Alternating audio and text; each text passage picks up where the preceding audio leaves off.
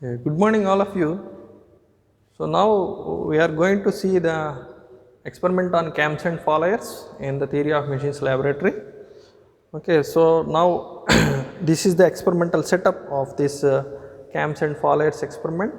So in this, the main objective of this of this experiment is to find the follower displacement for the corresponding cam rotation angle and to plot this follower displacement for the corresponding cam rotation angle to find the maximum displacement of the follower. Okay. So, here you have mainly these cams and followers are used for screw cutting machines and printing machines and also internal combustion engines for operating the valves. Okay. So, and some other applications. Okay. So, you know basically that a cam is a rotating machine element and it gives the reciprocating motion or rotary motion to a follower. Okay. So, to which it is in contact. So, and the cam and follower forms a higher pair. Okay. So, that means there will be some point or line contact between these two, okay, the cam and the follower elements. And now you can see here in this experimental setup there is a dial gauge and also you can see a protractor. So, that is indicating the cam rotation angle here, and here you can see the one of the follower, and this follower is in contact with this cam, that is circular arc cam. So, here the cam types are different types. So, eccentric, tangent, arc as well as circular arc cams. Okay. So, in this now for this experiment we are using circular arc cam. Okay. And the follower that is being used as roller follower. Okay. So, follower types, coming to the follower types, there are roller type follower is there, spherical type follower is there, flat face follower is there, and knife edge follower is there. So, here you can see the type of cams, that is tangent arc cam, this one, and this one is the eccentric cam. Okay. And also you can see this flat faced follower, and this is knife edge follower. Okay. And another one is other type of follower. Okay. So, now for the corresponding this follower and the related cam. Okay. So, we are now going to plot the follower displacement versus cam rotation angle. So, we will see now here this protractor is showing from 0 to 360 degrees. So, now what we will do is we will rotate this protractor needle, okay, from 0 to 30 degrees in the from 0 to 360 degrees in the increments of 30 degrees. Okay. And then we will see the dial gauge here. So, that is there. So, that dial gauge, so if you see the dial gauge, so each division of this dial will give the 0.01 mm. Okay. That is the least count, that is the least measurement that can be done with this dial gauge, and 100 divisions are there in this dial. So, if this needle of the dial gauge makes one revolution, so then that one revolution will give the 1 mm measurement for us. Okay. So, now for the corresponding cam rotation angle, we will take the readings of the follower displacement from the dial gauge. So, and then we will plot these values in a graph and find the maximum displacement of the follower. That is our aim of the experiment. So, now here, so let us proceed with the experiment. So, for 0 degrees, so there is 0 corresponding 0 value of the follower displacement in the dial gauge, and now it is being moved to 30 degrees. Okay. So, now for 30 degrees, so the corresponding follower displacement is 0, and here for 60 degrees. So, for 60 degrees also you can see the corresponding follower displacement is 0, okay, and 30 degree and 90 degrees. So, because we are making increments of 30 degrees, okay.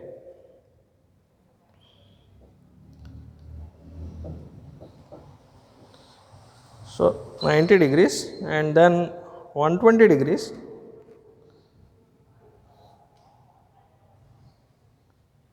Okay, so for 120 degrees also there is zero displacement of the fall air. For 150 degrees, let us see for 150 degrees.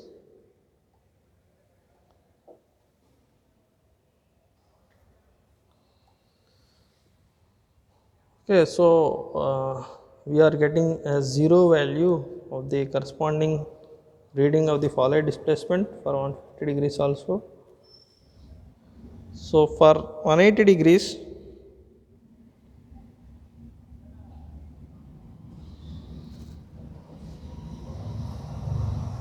so 180 degrees also zero value is there. Next for 210 degrees, let us go for 210 degrees.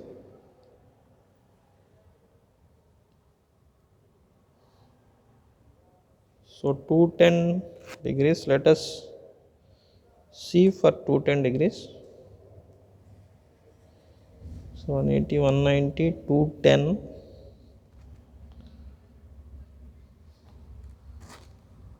So I hope now it has made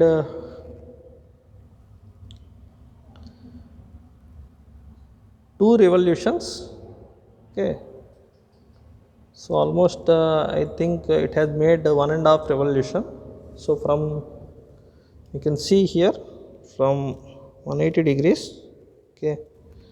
So slowly if I rotate, so it is from 210 for 210 degrees. Okay, so almost it is so that is one rotation and one rotation 1 point. So one rotation is equal to 1 mm and you have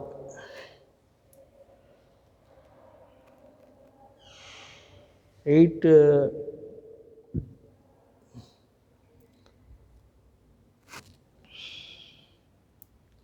yeah, you have 20 divisions. So that means 20 into 0.01, so that is 0.2 mm. So 0.2, so that is 1.2 mm is the fall air displacement. So now let us see for 240 degrees. 240 degrees.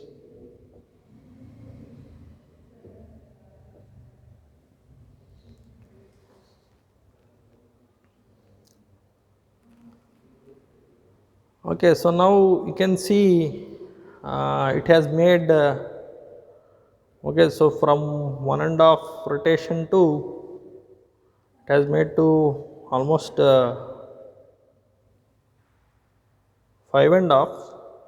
Okay, so 240 degrees. So the corresponding fall air displacement is it is 5 point yeah 5.88. Okay, for 240 degrees. And now for 270, so let us come for 270 degrees. So 270 degrees,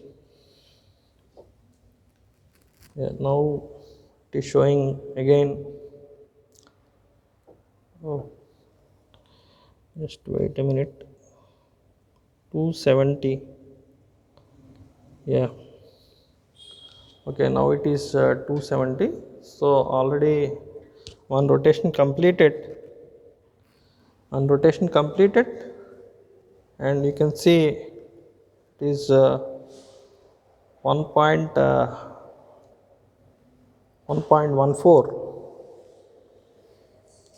That is the corresponding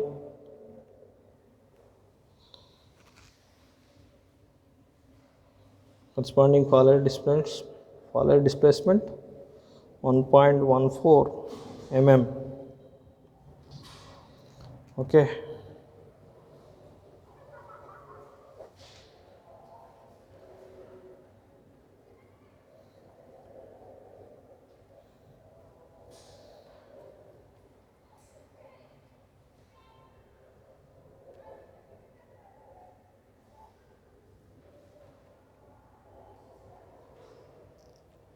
Okay, so and now let us go for 300 degrees.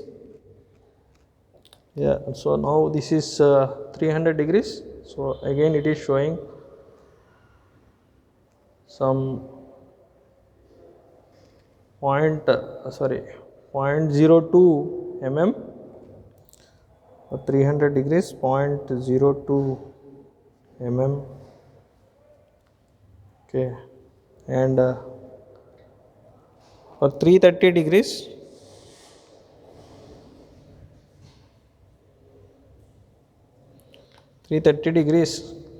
okay, so it is showing some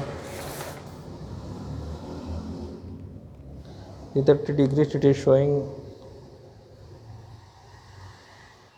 0.05 mm. Okay, so almost equal to 0. And for 360 degrees, so for 360 degrees again it is 0. Okay, so we have got these readings. Okay, so now the corresponding plot we have to make between the Fowler displacement and the cam rotation angle. So and let us see how this plot will come. Okay, so and what is the maximum displacement, at which cam rotation angle we will get the maximum displacement. So that we are going to see in the plot. Okay, thank you very much.